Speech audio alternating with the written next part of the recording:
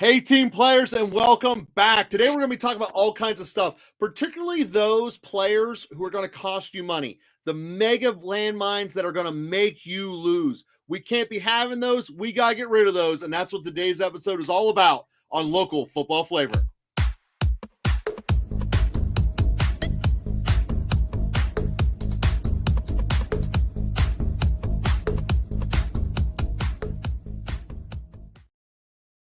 So, Bob, I was getting into this with someone over the weekend here, and basically they were calling me a liar, saying that if I really believed about King Henry last year, I should have taken him in the first round. And if I really believed as strongly about Ladd last year, I should have taken him in the fourth round.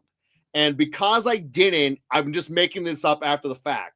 And the answer is hell no. If you believe strongly in someone and you can get him at a cheaper rate, you do it. You just make sure you don't miss them. Like this year, every time it's come up, I love Warren. Warren's going to be great. I tell you repeatedly, I'd spend a fourth round price on him. We've never spent a fourth round price on him, despite the fact this is value. Why? Because you play the game correctly. You buy at the prices they charge. You don't be the one who marks up the price. And just because you're good enough to get good values doesn't make you wrong for the way you looked at it. So I start with that here because that was just annoying me, a conversation I had, and I share it with the people because I'm a man of the people at the end of the day. No, but I mean, like there is a point to what you're saying, which is a really reasonable point where, you have to understand when it comes to these early best ball drafts and it comes to best ball mania and stuff, what we all understand is that, a lot, what happens with the ADP is that, it's dictated by drafts that have happened. So, if people are all of a sudden, because more good information is coming out about Omarion Hampton and he jumps up a couple of spots, I mean, of course, it's going to be reflected in the ADP. But when it comes to players that, you might be big on, but their value is, lower, of course, you have to take advantage of the value where it's at. Like, you're not going to overdraft a certain player just because you think he's going to do well or you like him. You're going to try to buy him at the value that makes sense for the player, for the position as well. So look at this, Bob. We're second overall. There is a lot to say about that. And I have a lot of, I mean, personally, and I know I've said this on the show before, personally, I really, really hate drafting at the top half of the first round. One of the main reasons why is that I feel like the value that comes back to you at the point in the second round is, and third round specifically, is really not at the, like, it's at the same level as the value at the back half of the draft.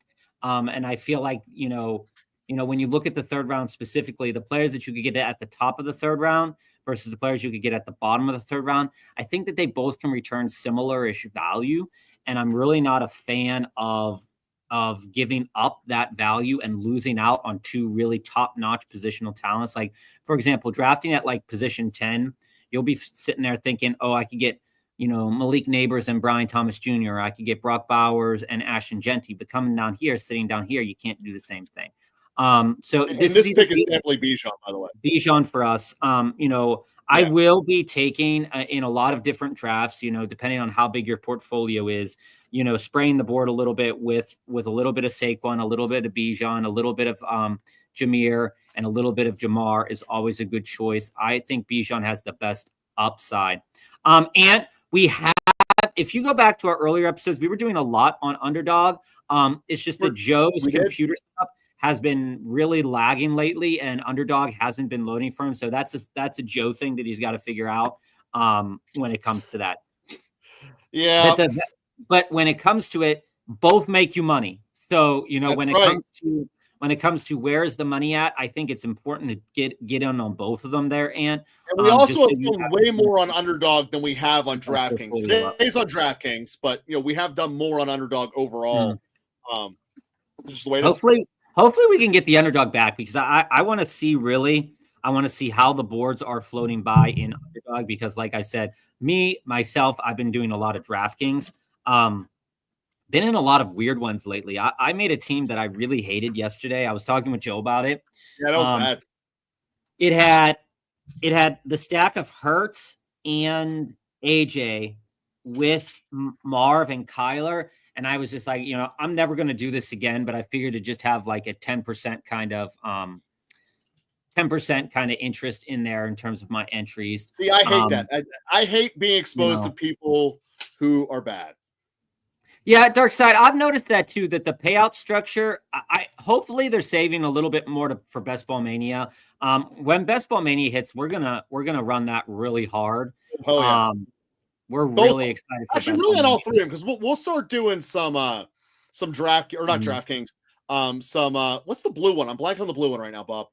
I'm not sure. We'll do some FanDuel ones as well. Oh, FanDuel don't really do any right now. They used to. I mean, there was a time when FanDuel actually like owned that tape on some of those early drafts, and then Underdog and DraftKings came along and just blew them out of the water. All right, I'm gonna lay this out there. I'm gonna lay this out there for you. I'm looking at that Weird Beards team right there, and I gotta say, I really do not. I understand the point of the point value of getting a quarterback early that is really good and reliable, but I really don't like the positional disadvantage that you put yourself at in terms of the wide receivers and the running backs. Now, the boards have gotten smarter. People have gotten sharper. Things are not what they used to be. So you can't really, you got to really mine for the value. And there's a lot of people. I still think there's a massive running back value. So I ideally want to do receiver here on this turn. But I'd be okay. I'd be okay with something like that. I really think that I would be okay. I know Jackson Smith and Jigba has fallen down in ADP. I really like him. My feelings about Bucky. But Bob, I don't know how I'm going to say no to JT or Bucky. I don't think you're going to get one of them. I think that there's a good chance that one of those two guys will go.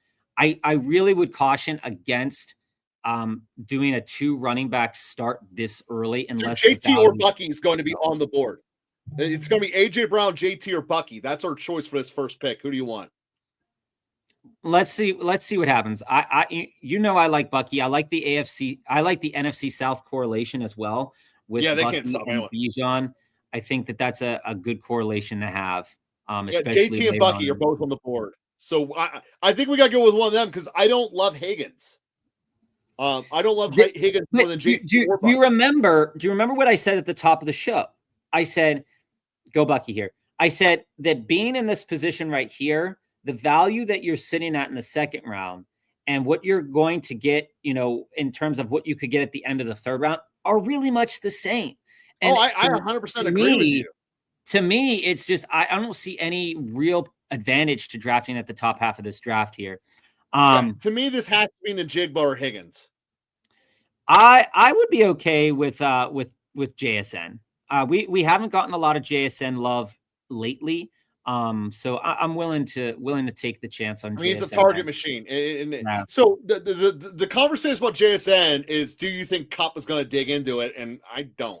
Well, I don't think. I think when we've established when looking at tape, I'll explain in a minute, Dark Side, why I feel the way I feel about that. But when we look at the tape on Cooper Kupp after the injury slowing down, going to a new team, so there's going to be another learning curve with that as well.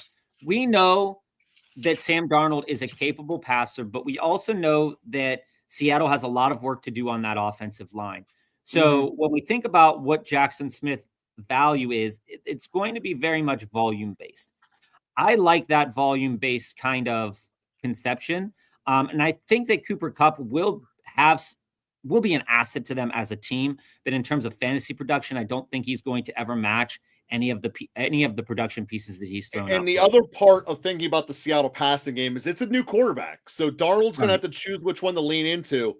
And it's there. So now Dark Side, I want to say something on Bucky, but I also want to say something on this is that you're absolutely right on this. You want, in order to get your max value for anybody watching right now who hasn't done Best Ball Mania yet or is trying to get into it, you do want to get your max value out of the contest. So if you're only doing, 1, 2, 3 entries, it is kind of like, like the lottery where one entry could win it, but it is more than likely the more entries that you put into it, the better you're able to, position yourself in terms of certain player pools. Well, that's exactly, because every draft is different. So your roster will be different every time. But into this dark side, there's a lot of good stuff in reference to Bucky. So when we look at the running backs here in the second and third round, I do like Achane. I do like Genty. I do like Taylor, Jacobs, and Kyron as well. But when we look at just as Bucky, when we look at just as Bucky as a player,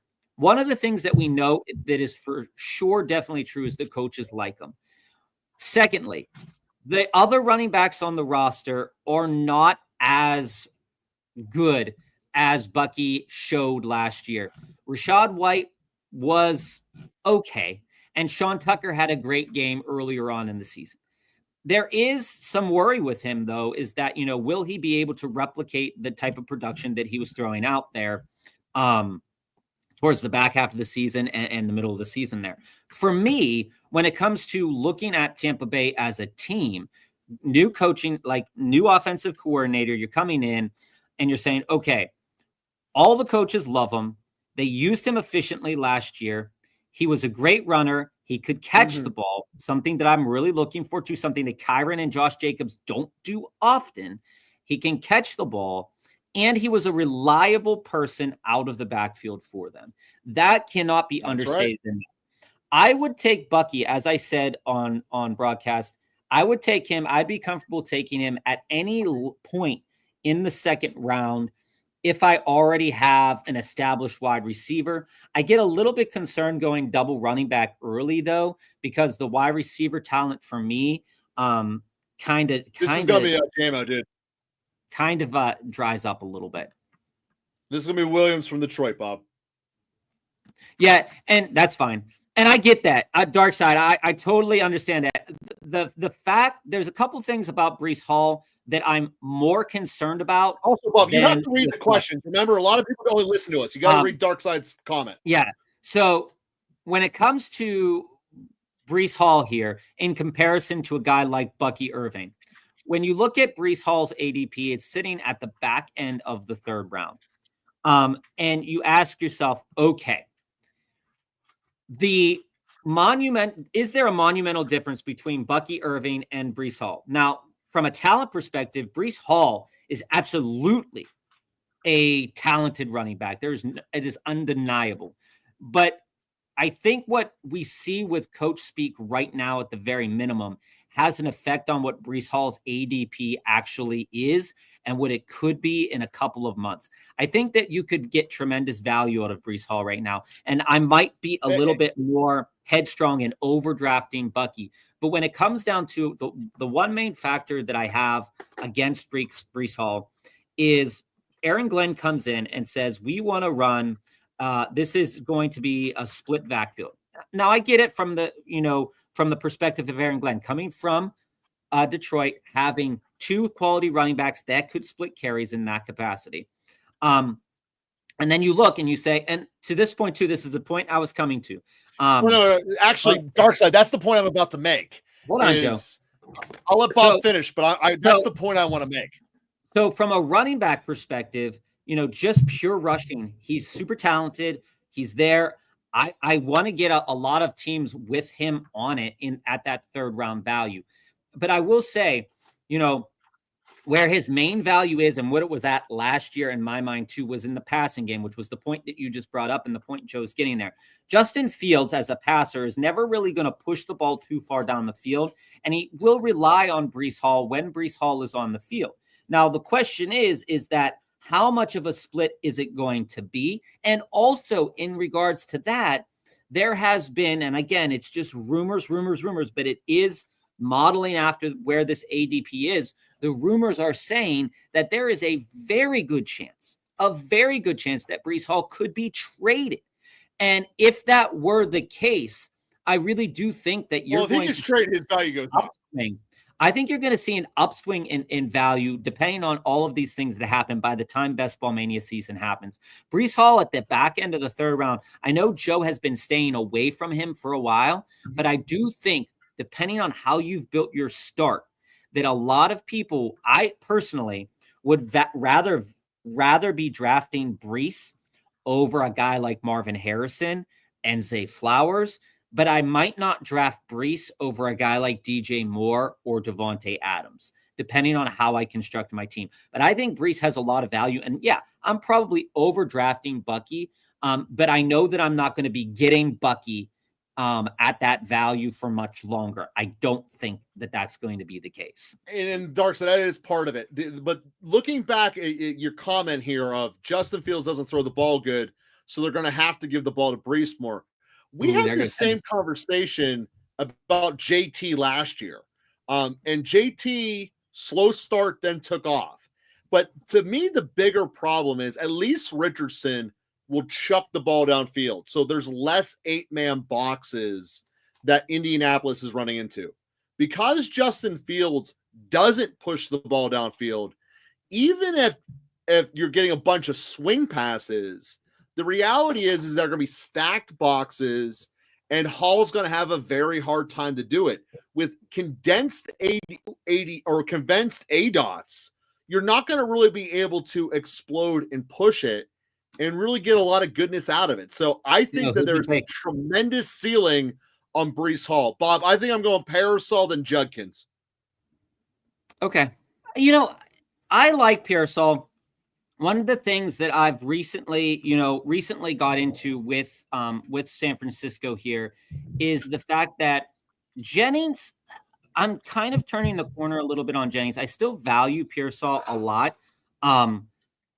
But the fact that they're so close, there's really in the fantasy community a lot of people that are questioning where that value is between Jennings and Pearsall. And I do think I can answer that for you.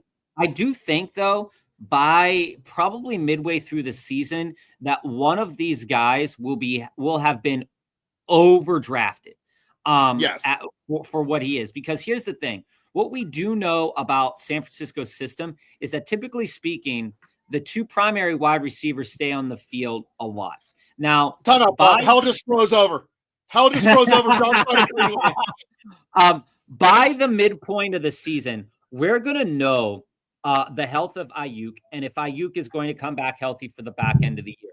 If that is the case, then we're going to get a solid, good couple of months, couple of weeks, at least 6 weeks, 7 weeks out of Pearsall to see what Pearsall can give as a fantasy producer. No, that's not true. It's Jennings is the one who's in Ayuk's position. But they're not no cap on Pearsall. They're not going to take Debo's position. Listen, Debo's gone. When Ayuk comes back, he's going to cap off Jennings' second half of the year. To me, I get what you're saying. So much more valuable than Jennings because I'm getting all 17 out of them. I get what you're saying, but here's the thing. Right now as it's positioned, Jennings is absolutely in that Ayuk role, and Pearsall is going to take over that Debo role. But the question that you have to ask yourself as a in the fantasy community right now is that and that's the big question, if Ayuk comes back healthy, how are they going to decide who is going to stay and who's going to go? And that's why I said you're going to know a lot more by week 6, week 7 of the season. Whichever one of these wide receivers, Jennings or Pearsall, is producing at a higher rate, because Jennings, when Pearsall and Jennings were together on the field, Jennings was commanding more of the targets from Brock Purdy. At the back half of the season, we started seeing Pearsall really erupt in those last 2 games, especially against the Lions. So what you have to really walk yourself into is that what will happen while Ayuk isn't healthy? And hey, by the way, George Kittle is still on this team. Hey, by the way, we might have a healthy CMC. So the targets might not be as bad as many people are making it out to be. But I really do think that these two players specifically, in terms of where they're being drafted, because they're so closely related, we are going to really have an overrated kind of conversation come week 7, because I don't think that both are going to be producing at a significantly high rate in comparison to some of the other, but when you compare them to the other players at the same kind of position, I think it's a couple in one hand, a couple in the other, But Pearsall, in the early drafts we were doing, I was drafting a lot of Pearsall, especially as my fifth wide receiver on my team.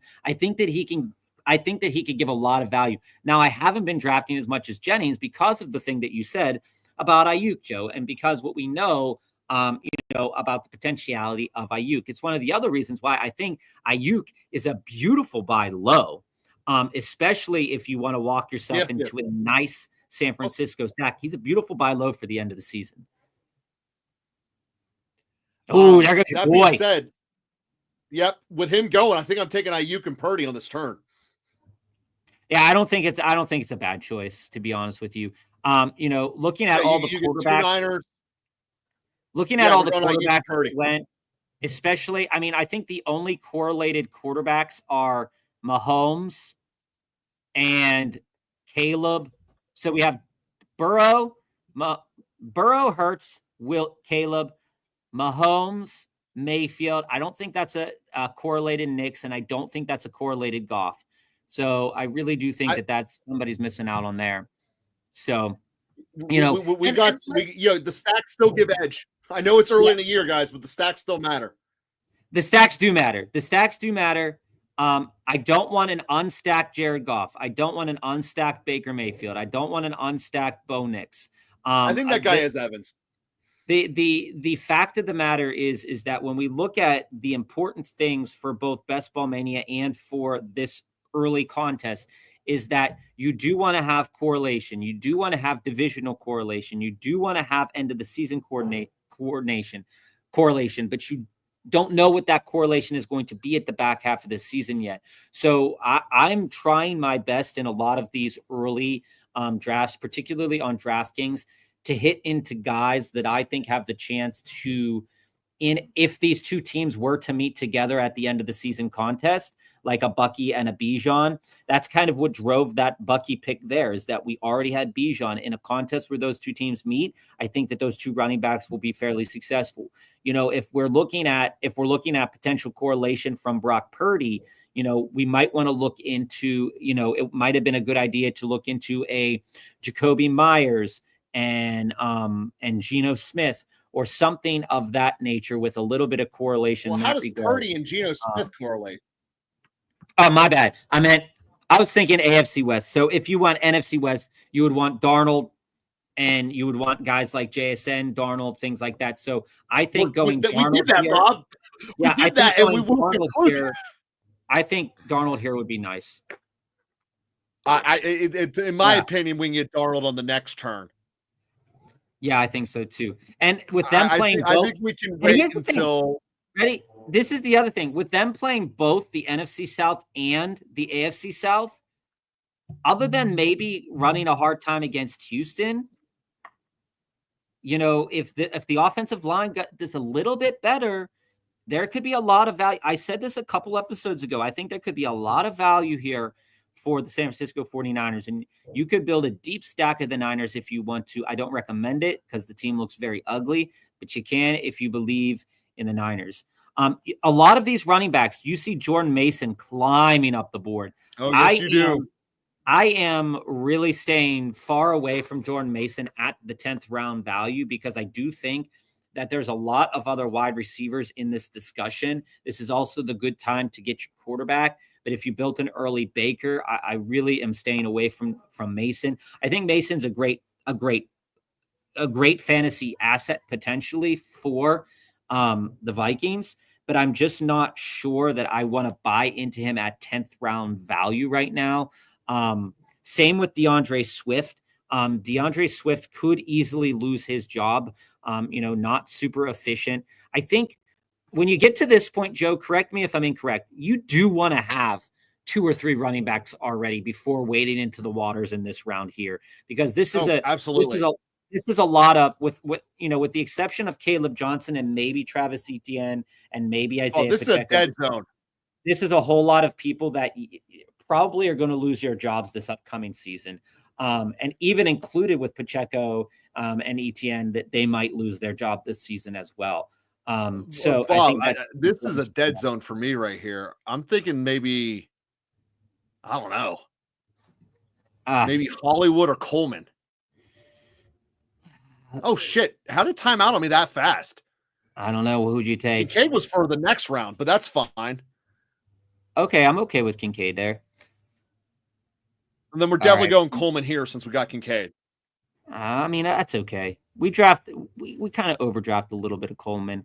With drafting Ayuk, I'd rather draft a little bit more, see if we could draft a little bit more stability, but I understand where you're going with there. Well, he's also our sixth receiver. Yeah, but with Kincaid Ayuk, is one of these guys. 5.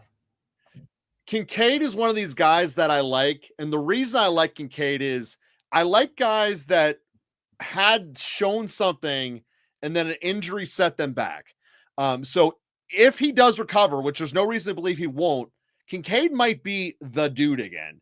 And to get that kind of potential upside, which is Buffalo's offense, which is amazing upside, if Kincaid steps into even the 1B department, that's a home run in the 10th round. Yeah, so I think you started. I think you started a little bit. I think you started a little bit of a run there. I wouldn't have drafted Kincaid there. I think you can get Kincaid much later. I've been getting him. He's varied. People, he wasn't coming back to us at 12-11. I can tell you that. I want to bring this point up. Kincaid was bad last year. I mean, there's a lot of reasons as to why he was bad last year. Whether that was related to an injury, whether it was related to playing time, the guy was not putting up fantasy points at all. And when you walk into this round, you might say, well, why not take a guy like David Njoku? David Njoku was a performer. Yeah, he dropped like crazy. Joe got timed out on that one. I don't. But anyway, but I also didn't want Njoku. That went off of my queue. When we look up Dalton Kincaid last year, 44 receptions, not great. 2 touchdowns, not great. But when we go back to the last season, one of the things that we saw last season that is the case against, I like taking some rookie tight ends late. Dark side. I want to finish up on Kincaid, but I do like taking like Warren. Never. Mason Taylor, Fannin, like in those later rounds as a potential piece, because when you go into those last picks, they never produce. Yeah, Mason Taylor is the guy I'd rather have if I'm going late tight end, late rookie tight end. That is late rookie tight end. Wasted pick, unless you maybe Lovejoy, but Warren is the only safe one of all the rookies. Yeah, but you also have to draft him in the 8th round. You ain't drafting the other guys in the 8th round. They're in like the 4th round. So when I look at Dalton Kincaid and you look at, the difference just on the stat sheet, just on the basic stat sheet from 2023 to 2024, 30-ish less receptions, 200 less yards, better average, and same amount of touchdowns. So he's only scored 4 touchdowns in his career. So the way that they're using Kincaid is definitely varied, and he's not getting the rock where you really, really want him to get the rock. And that's in that where Josh Allen is just going to run the ball. James Cook is going to run the ball. So there's definitely a very big problem with Dalton Kincaid. And the reason why I think you drafted Dalton Kincaid a little bit over, I understand it was a timeout kind of thing, but I don't see a veritable difference in terms of talent level or potential production between Dalton Kincaid and the other guys, the other tight ends here that were drafted in the same conversation. Again, Kyle Pitts is also. I see upside potential that they don't have. I see upside in the fact that he is tied to Josh Allen. But again, the primary downside to having Hey, Bob, what do you think about Penix and Darnold here and just be done at quarterback? I'd rather you do. I think Penix and Darnold are fine. I would rather you have like Penix and Pitts if you're going to go Penix, but. Well, then we're not going Penix then. Because Darnold's being one of these 2 picks. Yeah, you could take Darnold on the back half of that. Take Pitts. I mean, just take Pitts. No, I need Darnold on the team. I understand that, but then why'd you take Penix? If you're okay. All right, well, Darnold went anyway, so it doesn't matter. So Pitts it is. Well, that's why I said you should have taken Darnold. And to this point, family up here, Steve, I'll be right with you with that thought there. With the Bills, him being hurt does play a significant factor in how his fantasy production, kind of rolled out. I don't see him ever as a big touchdown producer. But when you're tied to Josh Allen, the primary problem is that when they get down into that 10, 15 yards away from the end zone, you have James Cook and you have Josh Allen. And if Josh Allen doesn't run the ball, James Cook's going to run the ball. And there's not a lot of, receptions to kind of go around that area. Now, if that were to change, Dalton Kincaid would be a beneficiary of that. Dawson Knox would be a beneficiary of that. If Dalton Kincaid is healthy, I can easily see in a Josh Allen-led offense, him returning to 70, returning to 700 yards, returning to 600 yards, something like that, and getting 3 or 4 touchdowns. I think he's over 1,000. What we have to remember is Dalton Kincaid, with the numbers that Dalton Kincaid had the year before, he was being overdrafted. Now he's being drafted at appropriate value for what he is as a tight end. And I don't think it's wrong to go after appropriate value, especially when you consider the guys around him. Goddard, Likely, Kraft, Ferguson, all kind of in the same conversation as in, Kraft could be a big touchdown producer, but he's in an offense that has a lot of options. Likely could be a big touchdown producer, but he's in an offense with Lamar Jackson and Derrick Henry and Mark Andrews, and they're never going to really give it to him around the goal line. Dallas Goedert, when Devonta Smith is there, it feels like Dallas Goedert doesn't show up. So a lot of things to think about when it comes to tight end. And that's why I think Dalton Kincaid in this 11th, 12th round time frame is really good value for him. What's up, Steve? Liquor and vacations is the best way. I mean, other than, like a down payment for a house or getting a car, I really all about the liquor and vacations. We're ready for the season, Steve. What was the best vacation? Put it in the chat. Drop it in the chat. But I know Joe's on one side. I'm on the other side. I'm normally on the other side. I was here first today. So, little interesting. Late meeting, guys. I don't know what to tell you. Then what I want to do here, Joe, is if we're going rookie running back 2 in a row. We only got 3 running backs on this team. I'm taking I was going to say, if Jalen Coker was there, I really like the potentiality of Coker. Not a chance, dude. Coker's not making this lineup with the 6 receivers we have, and we only have 3 running backs. I think he could. Who you taking at running back here? You taking Devin Neal and RJ Harvey, Dylan Sampson? I'm taking Sampson and Neal, yeah. I think it's fine to pump some of those rookie running backs up. And this is the thing, too. Hell yeah. When you look at the news that is coming out from different, look at these running backs here on this list. White will not have a job. Ford will not have a job. Davis might not have a job. And they're going to lose their jobs to people like Sampson. There goes Sampson. There goes Sampson. I take Neal and Harvey then. That's fine. They're both going to go in day 2. I think that, once you hit a certain level here, there's kind of a diminishing return on some of these running backs. We've talked about it a lot. And if you're, I get the 12th, it's now too hot. I get people wanting the 20th. I get wanting to have, to believe that J.K. Dobbins is going to reassert himself somewhere in the league or maybe even back on the Chargers. Who knows? Tank Bigsby, Ford, Dowdle, Kareem Hunt. I think out of all of these that maybe you could say that there's 3 guys here that maybe are a little bit safe in terms of their position on their team. And that's probably the most, I think, is Benson.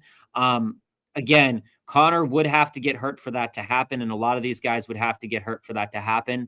I think Spears is being slept on a little bit. I do like Spears' ability to produce on the field when given the ball. They just don't give him the ball. Garendo looked pretty solid when he was playing. Then he got hurt really easily. So, there's a lot to be scared about if you're traveling into the named running backs here that have already been in the league.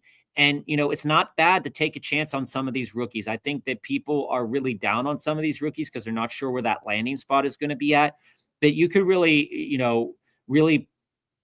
really go off with this, especially if your start. And that's the value of drafting now is you can take these risks because, their landing spot might not be ideal. Like one of the guys I've talked about a ton, guys, is Warren. You guys all know that. If Warren ends up a Jet, it's not an ideal landing spot. But he still will end up being a 6th round pick come August. And I want to get to this. I want to get to this family. I agree on some facets of this a lot. And then I want to provide just a point to where I disagree at. I agree with you, is that when we look at league-ready players, that there is a tendency for a lot of people to overdraft certain names on the board. Then there are players that are absolutely day one ready. You have the potential of guys like Omarion Hampton, Ashton Genty, but we just saw kind of both the Ohio State guys last year, and a little bit of a kind of way of seeing it with Marvin Harrison Jr. is that Marvin Harrison Jr. Was absolutely, when it comes to wide receivers, absolutely one of those guys that was overdrafted when we look at how the team ended up using him. When we look at here, is Ford, let's take your example here, and this is kind of like my negative to that family, is that if we take a guy like Ford, a rookie, it might not be beating out Ford for the job week one. I'm there with you, but this is where I'm not. This isn't about week one. This is about the back half of the season. And we have seen time and time again, there are guys in this same time, in the same pool of players that have shown us stuff on, a 1 week here, 2 weeks here, 1 week here. When you start with two elite options or potentially elite options in your running back room, let's say you went Devin Achane, let's say you went CMC, and then you didn't take another running back until, let's say, you wanted to take Aaron Jones, and then you wanted to take a chance on some of these rookies.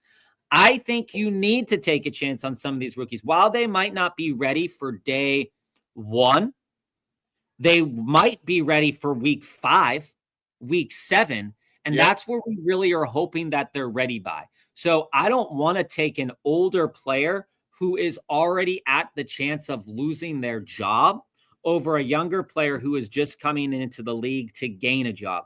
So, for example, while a guy like Justice Hill is a guy that I drafted a lot last year, seeing the usage of Justice Hill and seeing that, even if Derrick Henry is to go down, there's a bigger change because he's not that type of running back. And the board shows that it's pushing him down the board. I think a guy that a lot of people have forgotten about that I think will be really good enough value for us that isn't a rookie, but is a second-year player is Jalen Wright. Jalen Wright, in his opportunities last year, it didn't look great. But those opportunities were when the Miami didn't look great as a team overall. So when I look at it and I say, okay, out of all those running backs in there, if you want to build for some security, say you want to draft Ford. If you want to draft Ford, I'm still taking a chance on those rookie running backs. If I want to draft Jalen Wright, I'm still probably taking one or two of those rookie running backs. When you get down here, particularly family, you look at guys like Hunt and White. While Hunt produced when he was asked to produce, you saw that when they started pulling that back and giving opportunities to Pacheco or making the passing game more obvious, his production went off. You look at a guy like Rachaad White. Rachaad White is very clearly not the guy there. I'm not a fan of that. Ray Davis, absolutely. With the news coming out of Buffalo that James Cook wants money and the coaching staff and the admin not happy that James Cook is asking for more money, Ray Davis absolutely could get plenty more opportunities. But I don't think asking for money. I'm also not taking him in the 14th round. If I would rather take a rookie and then maybe Davis in the 15th if that was my plan. Usually I'm not taking Davis, but I get why people want to take him. All of these running backs down here, let's just mark it down. All of these running backs should never see your roster. Hopefully, if you drafted well, none of these running backs should ever see your roster. But I would rather take a chance. And this is what I was saying to Joe. I had a team the other day that, because I took more running backs in the top half of the draft, my wide receivers were really, really a lot of rookies. I think I had four players that are already in the league, sophomores or more. And then I had 5 rookies. And I was like, what am I doing? again, no, I'm not beat up about it because I'm going to do a bunch more drafts. It wasn't my only draft. So you look at it and you say, okay, where could this potential value be at? And you say to yourself, okay, do I want to take Wan'Dale Robinson, or am I going to take a chance on Trey Harris or RJ Harvey? And I could go both sides on it. I could give you a reason both sides, Tight end, though, again, this is a great spot for some tight ends. You're looking at Pat Freiermuth. Pat Freiermuth in the 16th round. Pat Freiermuth fell in this draft. He completely fell. Higbee, I thought I was going to get him. Higbee down here. His ADP was 2 rounds earlier. Higbee down in the 18th. Fantastic. Love that. I don't like that you took Aaron Rodgers. That's kind of. I needed a third quarterback. Deal with it. Needed a third quarterback. I don't like it. I don't like it at all. You have no core. I mean, there's now we're taking Jackson Dart, and everyone else was a rookie or is a backup. I mean, all right. But yeah. So when it comes down to it, and you see too. 17th round, 17-1, Tutu Atwell goes. Tutu Atwell has not been drafted significantly in a lot of these drafts. But the news is that Tutu Atwell is going to see the field more. So these ADPs a lot right now are being guided by what do people see the news as being? Is a player being underdrafted or overdrafted? Also remember, this is the season of lying. This is the season of lying. But if a coach comes out and says that a player that they really like that player, they're the ones who lie the most. Listen, they're trying to throw misdirections for the draft. No. This is what I'm saying. If a coach comes out and says, I really like this player has been, and the player's already on the team, and the player already put up a great season, like Bucky, right? Already put up a great season. The coach says, I like him, and then doubles down and goes, yeah, we like him a lot. That's the type of coach speak that I'm looking at and saying that's super positive. The Breece that was Hall also news, before the owner meetings. The Breece Hall news, I am, tepid about. I'm like, yeah, the Penguins, the tariffs, we're going to tariff the Penguins. I'm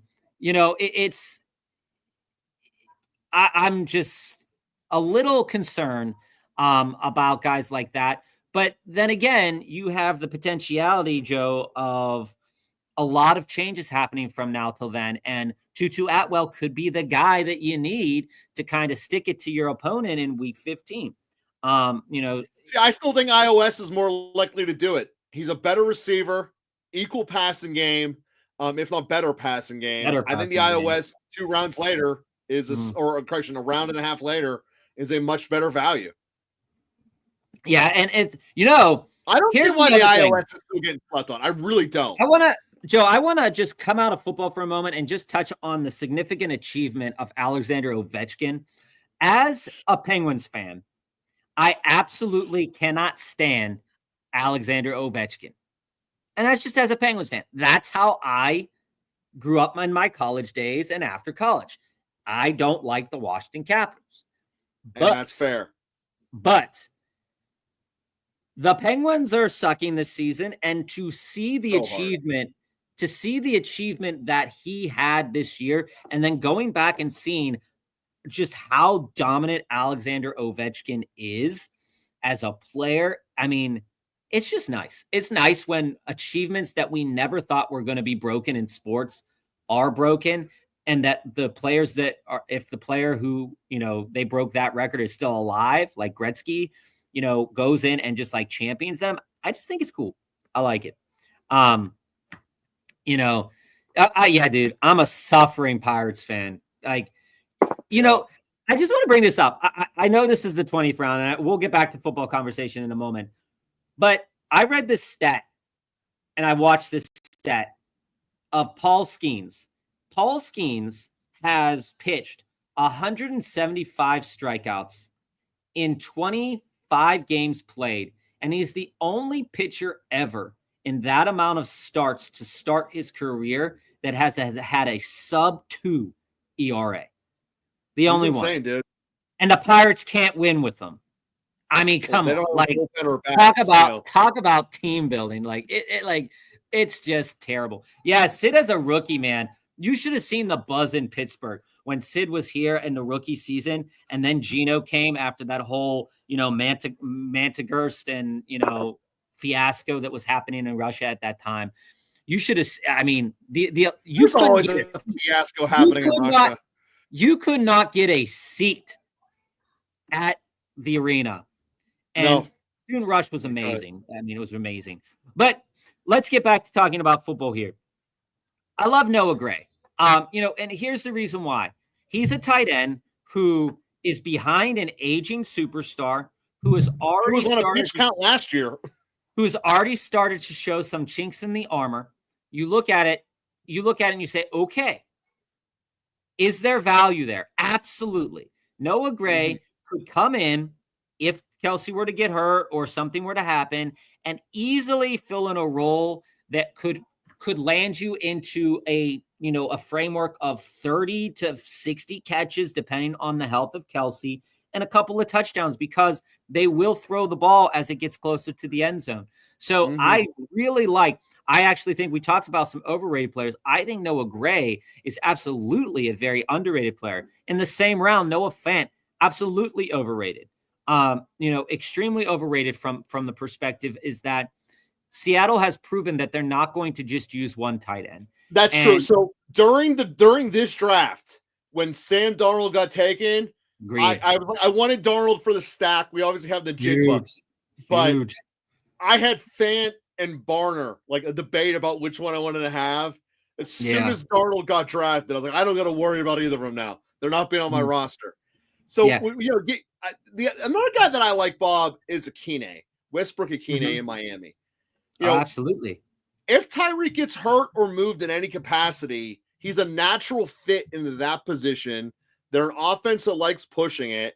And I think if he lines up with the left, Tua only throws to the left. So, I think it'd be a really solid. We're not going to get into the Tua conversation, but I want to say two things about Nick Westbrook-Akine and to tell why he could potentially not do well and why he could do well. So one of the things that he might not do well is that he could be a diversion, a distraction, something that helps Tyreek Hill get a little less pressure on him, because we saw last year that was a big problem, is that they couldn't get Tyreek the ball where they wanted to get him the ball because they were playing certain coverages the way that all the teams were playing a certain way against them. Now, Westbrook-Akine has a similar skill set, can get open, and, will they get him the ball? If they do, and Tyreek and teams decide to prioritize Tyreek and not let Tyreek beat them, because Tyreek absolutely will, Westbrook-Akine could. And I do think that the arrival of Westbrook-Akine tells you what Miami wants to do. Miami wants to move the ball deeper down the field. They probably, despite their success last season, will probably move a little bit away from those short passes. Now, I don't think that chips Achane a lot, but I do think it significantly impacts Jonnu Smith's value. I think that he still has a lot of value, but the arrival of Westbrook-Akine does signal that they probably do want to pass it downfield a little bit more. I like Westbrook-Akine for those reasons. The one reason I don't like him is he could be a diversion. We look at a couple of other guys. Go up a little bit. I want to go talk about a little bit some overrated guys right now when we kind of look at ADP. So go up into the third through fifth round. All right, cool. All right, we're there. All right, one guy.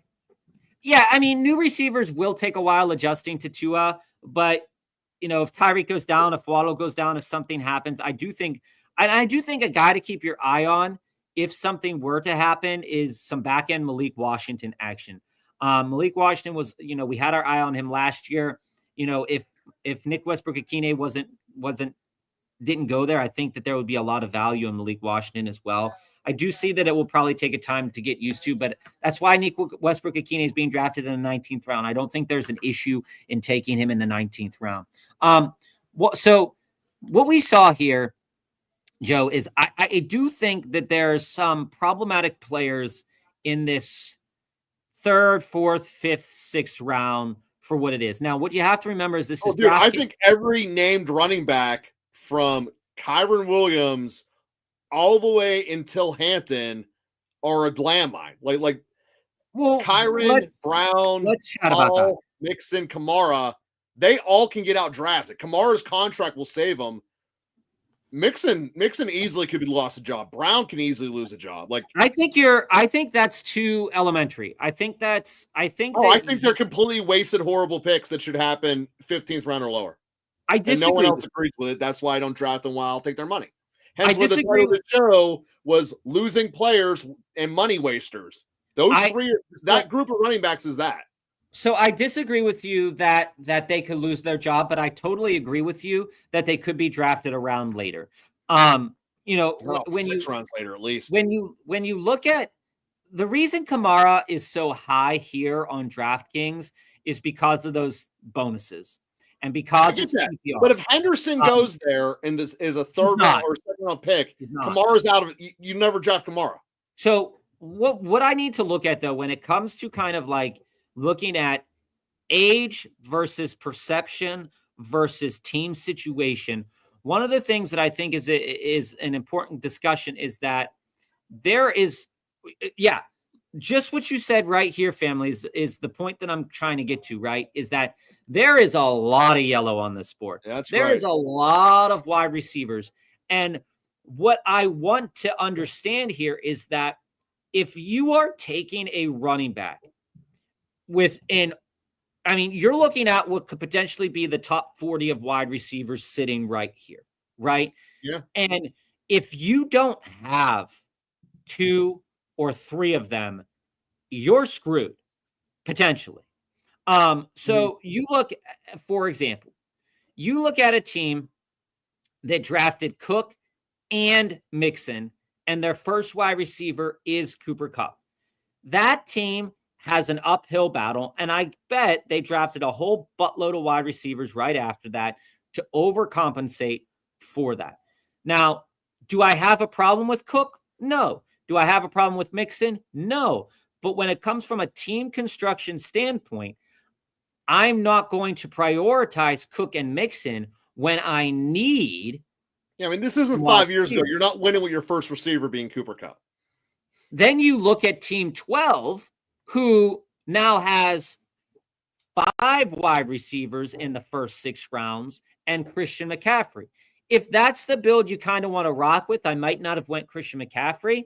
I might have, I don't know, maybe I would have changed that up a little bit. And I definitely wouldn't have went Marvin Harrison Jr. there. But I think when you look at all the wide receivers on the board, this is the very reason why guys like Chase Brown, Breece Hall, Joe Mixon, Kamara, Walker, Najee, Connor, Hubbard aren't moving the needle for anybody. Because when you look at the potentiality for the production at wide receiver, and then you look at where these running backs are, most people could talk yourself into being very comfortable. Now, I'm not going to say this with a straight face at all, but you could talk yourself into being very comfortable with James Conner sitting there in the 5th round and load as your second running back. You could talk yourself into that. You could talk yourself into Najee as your first or second running back if you went heavy on wide receiver to start the draft. And I can give you. I think it's the very reason why guys like Kamara, Mixon, Cook, Breece, and Chase Brown, despite their production last year, might be looked at and say, well, I should just take my wide receiver and then settle for one of these guys afterwards. But I do think that when you look at which one of those guys has the potential to really explode and where the bad situations are at, Kamara's situation has never realistically changed. He is going to get low scoring offense. He is going to get work potentially in a lower scoring offense that has trouble moving the ball. Joe Mixon is going to get work, but that offensive line hasn't gotten any better. Breece Hall, potentially in a three-headed. Houston has done some swings. It's just whether or not those swings. But will it be good for the pass game or good for the rushing game? That's kind of the discussion there. James Cook, basically just a touchdown machine. Will they pull that back knowing the contract situation? So, baby. See, all right. Most of the fantasy community. most of the fantasy community believes that Chase Brown will not have a starting job next year. So in my estimation, I would rather, if I'm sitting in that position, I would rather hammer into Mike Evans, DJ Moore, Rashee Rice, Devontae Adams, Xavier Worthy as some guys that I'm looking at and avoid those running backs. And it's not because I don't think that those running backs can't be productive. It's that I don't believe that those running backs will outplay the running backs around later and added to my extra wide receiver production that I'm getting from the wide receiver spot. I think that there's a lot to say about that. And as it goes, I want to get to family's comment, but Joe, Terrence is right. No, he's right and he's wrong. So here's the thing. You're right on the field. It can look different. But historically speaking, that unless there is a massive stud change, a star of stars from a fantasy football production, they tend to, as a unit offensively, put up the same amount of points in year one of the new system as they did in the last system. Unless you see a legitimate bona fide top 5 player at a position move to that roster, fantasy-wise, they don't change. Now, Terrence, you can give me an argument. They might come second in their division. They can put up more wins. I can go with that. But what I'm not going to go with is they're going to become the same team as he had with Dallas when they made the best fantasy team ever. That's not realistic. The roster will still limit this. 2 years from now, with a new quarterback, maybe a couple more studs, potentially different. But there's not enough star power in New Orleans to move the needle fantasy-wise from what they did. And that's even giving Olave credit that he was Joe, hurt. I will say this, and Terrence, I will say this about the Saints is I am a person that will absolutely go into the Saints at certain values. So I am going into Olave in the 5th, 6th round as long as great value there. As long as I'm secure with my other wide receiver positions. I'm hammering Shaheed a little bit later. Injuries were a big thing for the Saints last year. So I disagree with you to the point where, that their year last year was strictly because they were bad. Yeah, their offensive line was pretty trash and they couldn't produce sometimes, but there was a lot of injuries. And by the end of that season, the Saints were trotting out the likes of Bub memes. And when it comes down, I understand they got bit by injury. When it comes down to it, I think what we saw and what we're seeing now, I think Derek Carr could potentially be a nice value. I did also hear from a couple different places that they're also looking for a quarterback, which I think is a smart decision. They should look for a young quarterback that will develop within a new system that Kellen Moore will be able to train and do well with. Olave, I think, has great value. I think that Rashid Shaheed has great value. If Kamara were to drop one more round, I would be okay taking him because looking at Kamara here, when I see where I could take him and what players I'm drafting him around, I want Devontae Adams. I want Xavier Worthy. I want J-Mo. I want Rashee Rice. I want DJ Moore. If I have to sacrifice one of those guys to take Kamara, I don't want him. But if I'm sacrificing DK or Odunze or Godwin or Sutton or Olave to take Kamara, I'm absolutely taking a chance on Kamara. But I'm also not really taking a chance on Kamara as my number one back. So what that guy did going, taking Lamar, Tyreek, CD, I think that's a really decent start. But I don't really want to rely on Kamara because what we saw last year was that Kamara gave us one really, really, really, really, really fantastic week, which was 40 plus points, 50 plus points. And then his points per game just fell apart. So you know what Kamara is? He's Michael Jordan on the Wizards. He gave you these moments that showed he was the greatest ever. But Michael Jordan on the Wizards was trash, dog. That's what Kamara is. He'll give you a glimpse, an amazing night. But that's not a fair comparison. That's not a fair comparison. I think it's 100. Yeah, you're right. He was never good as Jordan in the first place. But when we look at the whole board entirely, this is one example of trotting out a DraftKings board, and this is the first 6 rounds. You want to complement some running back selections with some wide receiver selections.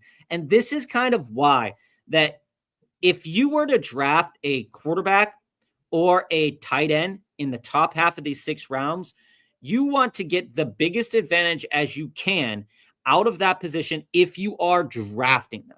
So we brought this up a couple weeks ago. Sam Laporta in the 5th round looks nice. It looks real nice. Not in that build. But if you want to build Sam Laporta, you cannot build 4 positions in the first 4 rounds without a wide receiver, especially in DraftKings in a PPR league, because Sam Laporta doesn't get as many receptions. You look at team number 7. Don't draft 2 tight ends. He literally did not say that loud enough. Do not do that. There is literally, when you look at the numbers, in order for both of those tight ends to hit your roster in a given week, knowing that the top 10 tight ends, the 10th best tight end in PPR typically is sitting around 10 to 12 points, okay?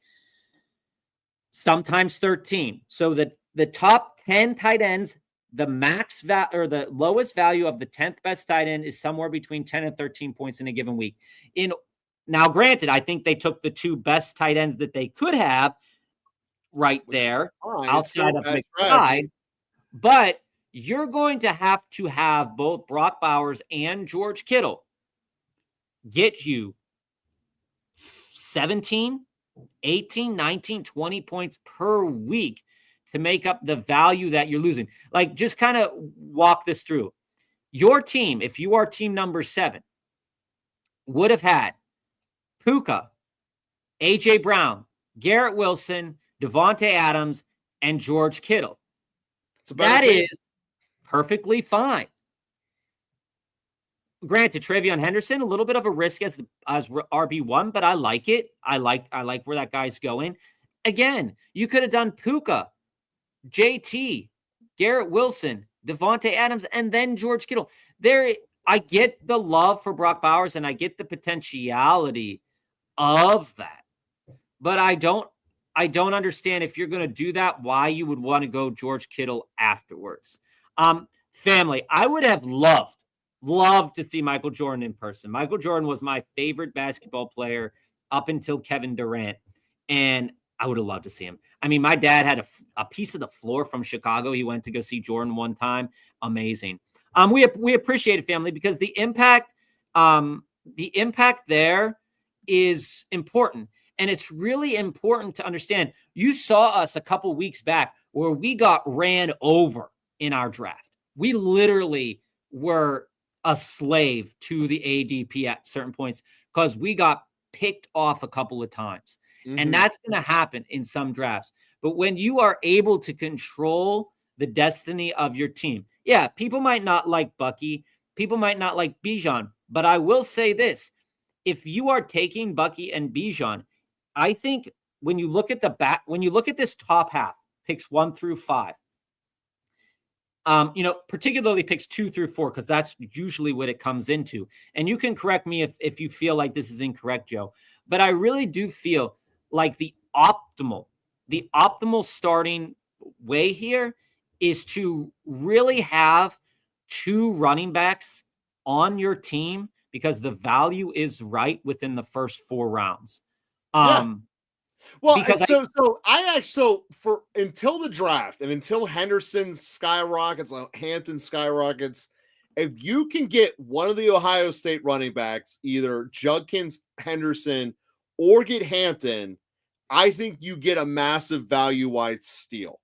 And that's just how I look at it. Now, yeah, because here's the other thing. I think we've done the best draft we've ever done in one of the first 4 positions in this one. Because I just want to say this too, Joe, because I like that you brought that point up, but I want to say this too, is that by drafting these 2 running backs at the value that we drafted them, what the assumption being is that if these 2 running backs don't produce, we're not winning, period. Oh, that's end of story. Yeah, but it's also 2 of the safest bets you have in the league. So if we look at it and say, okay, Why? But no, this brings up my other point, though, is that that's true with everyone's top 2 picks, though, Bob. We look at those running backs and we say, okay, Jahmyr Gibbs, JT, Bijan, Bucky, it puts us into a great situation. Then we come down and say to ourselves, okay, well, people might say, well, why Judkins in the 7th round? Well, Judkins in the 7th round for a couple of reasons. Number one, bye week filler. If the bye weeks line up, sure. If they don't, you're screwed anyway. A bunch of people are going to be screwed. But Judkins is not hopefully going to be fighting with Bucky and Bijan for us. What Judkins will be fighting for is the flex. Yeah. He'll be fighting with Pearsall or Godwin, hopefully, not Godwin. But that's kind of the conversation to have, is that, when you look at a team, let's take a look at team number 5. Love the 3 wide receivers. Those 3 wide receivers, I think, could be absolutely super elite this year, and people are really knocking Ladd down. I get it. And they're knocking Worthy down. I get it. But I think they're going to return a good amount of value. Yeah, I think Walker and Monty should be 2 rounds higher than they are. So I think Walker should be in that herd in the 3rd round. Well, everybody here understands that, we were talking about Ken Walker's value last year. And one of the things was that he wasn't being given plenty of opportunities. He was hurt. The opportunities weren't there. By, a point in the season, he had 99 carries while everybody else was over like 130. And so that's problematic. And I think that Ken Walker is being rated. And he's one of the reasons why, why you might say, you don't need to go Kamara. You don't need to go Joe Mixon, because you can get potential explosion out of Ken Walker. If he's healthy, it has the same amount of risk. It's the same amount of risk around later. Then you look at David Montgomery. While I don't like David Montgomery's draft capital here, if you already built those 3 wide receivers and you're looking for a running back, and you could say to yourself, well, yeah, I don't want Jerry Jeudy. I don't want Jennings, because they're hopefully never going to clip my lineup. Why not take a chance on David Montgomery? That build is really sound. And within that build, having McBride, especially in PPR, McBride in the 3rd, I think, is much better value than Bowers in the 2nd. While Bowers isn't going to be phased out of the offense at any one point in time, right? I'm not saying that. Hey, can I go a time out on McBride overall? Mm-hmm. Just let me throw a question at you, and I get that you hate this. What if Harrison doesn't suck and he comes back to be the guy we thought he was going to be? Obviously, they don't have a 3rd target. You mean Marv? If Marv becomes the guy, is McBride immune to the Harrison stepping forward the way he should as a sophomore? Yes. That's my question. I think so, because the way that he was used and the routes that he ran. So Marvin Harrison was running routes that weren't really his best routes that he could, not his best routes, but when it comes to his route tree, there are routes that he is more successful in than others. But the coaching staff was making him run those routes that were just contested catches down the field. Murray was just chucking the ball. And that did benefit McBride. But I think the point that we're missing here is that McBride only had 2 touchdowns all last year. And when you look at where the potential increase could be at, well, if for some, and again, Trey McBride suffers from the same kind of fate as other tight ends that are attached to rushing quarterbacks like Dalton Kincaid, where you're going to have to over rely on him for receptions, because the touchdown numbers aren't going to be as solid, because the quarterback has a tendency to run, or the running back has a tendency to just lop into the end zone at the very end. And I think that, while I like the value of McBride in comparison to Bowers does not have that problem. So that's why Bowers is being drafted around ahead, because he will put out great value, but he doesn't have the same problem as McBride does with a rushing quarterback, with a running back who will potentially take those carries right now. That's as of right now. I think Brock Bowers could slide a little bit if the Raiders were to go after Ashton Genty or Omarion Hampton. I think you might see Bowers slide maybe 2 or 3 more positions. We're seeing him slide a little bit more. When you look at these DraftKings drafts, people were taking him as far up as 112, but I've seen him slide as far as 211. So, there is people kind of walking back the tight end discussion, and I think that's an important one to have. As it goes to this question, family, I won't. If I'm doing Best Ball Mania, I won't. If I'm in my redraft the question league, being, will you handcuff yourself? Yeah, that's the biggest question, is that if Bijan goes down and Algier steps up, you're like, oh, I missed out on that. But if Bijan doesn't go down, you don't have the extra value in your points to get you to the next level, because Tyler Algier will serve as dead space. And family, no, if you're not going to do it, a dead pick's a dead pick. To Bob's point, I don't you want. also can't get the handcuff in the 20th round anyway. But that also goes to this point too, where right now as we speak, one of the toughest teams to correlate right now is the Indianapolis Colts. Okay, yeah, because the picture painted for the Indianapolis Colts is that with Anthony Richardson, they will look different. This is the narrative. They will look different than with Daniel Jones. Now, Daniel Jones has a skill set that's kind of similar, but we're in that he can run, but he doesn't throw the ball deep. He's more of an underneath passer. Now, if Daniel Jones plays a significant portion of the season, guys like Pierce are not going to have a whole lot of value. But guys like Adonai Mitchell, potentially Tyler Warren, potentially Jonathan Taylor, and potentially Michael Pittman and Josh Downs will. If A-Rich is in, then that will be a boon for guys like Pierce, which are your 1 week wonder kind of guys that will be able to put up a 25-point game, potentially getting you those points that you need. Now, why I bring this up is that JT is sitting there at 210 or in the second round here, and people were like, well, why draft him that high? Well, it's an inefficient team. It's an extremely inefficient team. Mm-hmm. And one of the most efficient things about the team is JT. You saw it at the back half of the year. There is no inclination to me or to anybody in the fantasy community to say that JT is going to suffer based on what quarterback is there. And that's why JT is so, I think, one of the safer kind of hits in the second round, who can still put up 20 plus points. But it's such a tough team to correlate, because I think if we knew what the quarterback was, go down a little bit so we can see where these. Dude, you don't need to know. The quarterback's bad. They're not going to throw. They're going.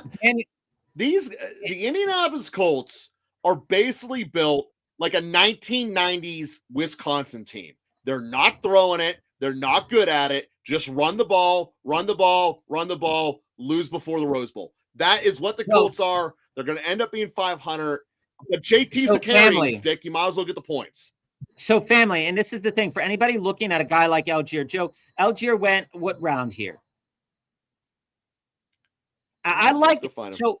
When we look at like, okay, touchdown snipers, all that stuff, sure. If I don't take Bijan, I'm absolutely in the 16th round or later taking a chance on a guy like Algier, because he has proven that he can be productive, right? I must have missed him. He's 16th round, 16-6. If I'm sitting there though and saying that I have Bijan, I don't want Tyler Algier, because what I'm comparing Tyler Algier then to is that, do I think Tyler Algier can outscore Bucky? Do I think Tyler Algier can outscore Pearsall? If I do, if you have Gibbs, you can take Algier, because Gibbs then it gives you a double win. If Bijan goes down, you got an edge on the guy who's got on Bijan, and you now got the backup. So yeah, I mean, at the end of the day, it's how we view best balls. With best balls, we don't want the handcuffs. That's just the way it is. Yeah, the handcuff is not, when it comes to the running back position, it's not as valuable here. And I'm not sure what other content creators say about that, but I will say that you do not want dead space. So like Kirk Cousins in the 18th round, I get why, but I wouldn't do that. But the reason I brought up the Colts is that you could potentially create a dead space on your team. I have done it on a couple of teams that I just wanted to try it on, is that and again, it wasn't a $10, $100 draft. It was just, your dollar draft just to try it out, is your Anthony Richardson, Daniel Jones at the very end of the draft. This was when Daniel Jones was, you look at it 20th round, and then you could get Anthony Richardson in the 16th round at certain points in time. If one of them goes off, both of them are capable of pushing a 25-point week. If that's the case, and I can eat that kind of cost a little bit later and not really lose out on value anywhere else, I'm kind of okay with it. Like, it's a kind of a different animal, because Kenny Pickett, I think, is also not going to do well. So I wouldn't take him. But you go, Joe, and before we finish out the show today, go back up to the first, go to round 6 through 10. Looking in this range, you want to go in and win it, because, if Bijan like I said, if Bijan or Gibbs gets hurt and you built around Bijan or Gibbs, unless your other team is humming, you're kind of out of it. You want to plan for those injuries. You want to plan for those injuries. This goes back to what Mark said at the very beginning. If you're doing best ball mania, you got to do at least 50% of them. You got to do the entries to make it worthwhile, because no two drafts are the same. And if you go in with the mindset of never hedging your bets and letting each one be its own catch on fire, go all in stick, it gives you the best chance. Even if you're stuck with suboptimal players, it gives you a better chance. Joe, I just want to give everybody a chance to see this. We're going to go to rounds 10 through 20 in a moment, but I just want everybody to see what the draft board looks like. So if you're doing this on your phone, I don't recommend it. Definitely go on your computer or go on an iPad or something, because the board really shows itself. The reason why drafting that wide receiver, those wide receivers, is so important. Yeah, you draft based on everybody's healthy. Everyone healthy, everyone's there. If you go into the top, from the rounds 1 through 5, you saw how much yellow was there, right? And why round 9 on, it gets ugly. Why taking that red is not super advisable. But now, look right here. It is a veritable swath of colors. And the color that probably has the least here is the yellow. Because the pool is drying up, and now you're looking at wide receivers. And I do believe in August it will balance itself out. I think once the rookie running backs are established, they will jump up, and as a result, receivers will get pushed down. But right now, you basically are getting 5 rounds of quarterbacks, and I think that will separate itself out. Now, go down a little bit more and go from 13 down, and you're going to see some more kind of just how the board looks. You're coming down again. Now, looking, all of that red is now gone. So people are wanting to draft their quarterback. Mm-hmm. You can say without a shadow of a doubt, between round 7 and round 12. Even put in 13 in there, Joe. Round 7 to round 13 is where people most of the teams were done by round 13. So let me ask you that. This is the most important question, though. And then you see the colors coming back together and a lot more less red. But this is kind of the thing, and we can talk about this more on Wednesday. If you go quarterback early, and you go quarterback, and let's just go back up, Joe, to the top 6 rounds. If you go quarterback early, those quarterbacks are the quarterbacks that will potentially get you plus 30 points a week if on their A game. But what if they're not? You lost. Just right? Flat out, you lost. What if they're not? Because going back down, Joe, I want to take a look just real quick. Can we take a look at pick 1? You look at this herd here. Okay. You look at pick 1. They still took 2 quarterbacks in those rounds. So there is no value that they gained by taking Joe Burrow early other than the stack of Jamar Chase.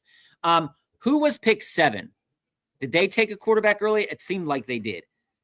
No, they took 2 tight ends. Okay. What about pick 6? I want to say 6 was Lamar, but let me check. So they took Lamar. Yeah, 6 is Lamar. Okay, so 6 is Lamar. They did it correctly. So Lamar and Dak makes sense. Lamar and Dak makes sense. They filled out their positions there. That way of doing it makes sense. Taking one early, one late, and filling out value elsewhere on the board. But what you don't want to do is if you take a quarterback that high and then come out and take Drake May and Sam Darnold, or you go out and take Bo Nix and CJ Stroud, where you should be making up your value that you missed out on by taking an early quarterback, you are not going to go super far unless that stack pushes you forward and some of those other guys come out. But let's just say, assuming everybody's healthy, you want to have the best stack, right, Joe? Assuming everybody's healthy, you want to have the best stack. Does taking Darnold when you already think Joe Burrow is going to be elite make any sense? No, it doesn't, because he has no one from Seattle anyway. But anyway, guys, we appreciate you being with us. We had a lot of people viewing us. If you haven't Warren's already, getting too much hype, Joe. You're running that hype train, conductor. I love it. I love it. Warren should be getting. He's worth a 4th-round pick. I stand by it. So, guys, all right, everybody, we'll be with you 3:45 Eastern on Wednesday. 3:45 Eastern on Wednesday. It's been fun.